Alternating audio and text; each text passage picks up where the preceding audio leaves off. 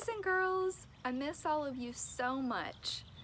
I thought one way we could connect during our distance learning would be if I read you some of my favorite books. And I thought that we would start with one that's all about making something delicious. It's called The Apple Pie Tree, and it's written by Zoe Hall. So another Mrs. Hall wrote this for us to read together. And it's illustrated by Sherry Halpern. We're going to take a look at her illustrations really closely on some of the pages. But for now, let's get started.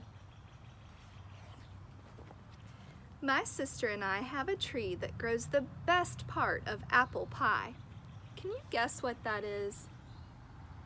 Do you think they have a tree that grows sticks of butter? Or a cinnamon stick tree? I don't know, let's read and find out. Apples, of course. And every year we watch our apple tree grow. In winter, our apple tree is brown and bare. But in spring, leaves grow on every branch. Look, 2 robins are building a nest in our tree. Tiny pink flower buds appear on the branches. The robins chirp loudly, guarding their eggs. Can you hear some birds chirping in my backyard? Wonder if they're saying, "Stay away from my nest," like these birds are. Just when the flower buds open, baby robins break through their eggshells.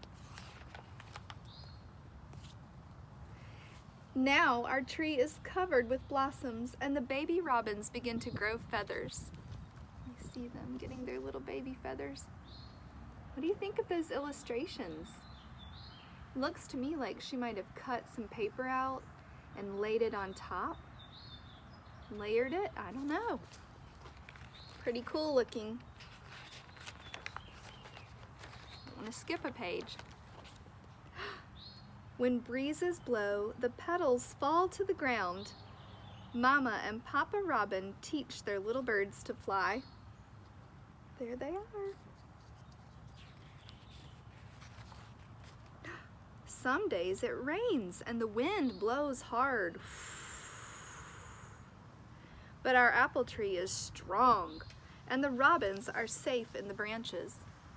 Now, do you think the illustrator, Sherry, do you think she cut out all those little raindrops?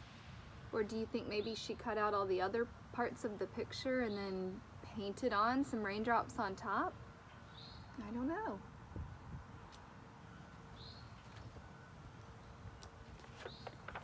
Small green apples grow where the blossoms used to be. So now, instead of little pink blossoms, we have these little buds of apples. Soon it is summer. The apples get bigger and bigger. The little robins have grown up, but they visit every day. The branches bend down low. They are covered with big round apples. Wow, getting heavy. Now it is autumn. The apples are red and ready to be picked. We fill our basket to the brim. The brim is like a 2nd grade word for the top, the edge of the basket up to the very top edge. Fill it to the brim. Mom and Dad help us peel the apples, cut them up, and pile them into a pie shell. Then we sprinkle cinnamon and sugar over the top. Mom puts the pan in the oven. At last, the pie is cooked and ready to be eaten. Our tree has grown an apple pie. It smells so good. And it tastes delicious.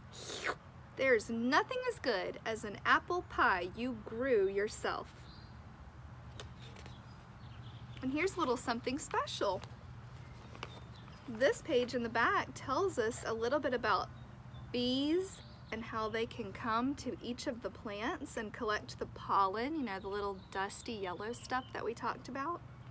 They collect it on their bodies and feet, and then they share it from flower to flower, and it helps the apples grow. I'm gonna zoom in for any mommies or daddies that wanna make a pie with you because it has this recipe here at the bottom. That's exactly how the kids in this story made their apple pie. Maybe you can make one too and tell us all about it when we're back together again. All right, I'll see you next time. Thanks for listening to The Apple Pie Tree.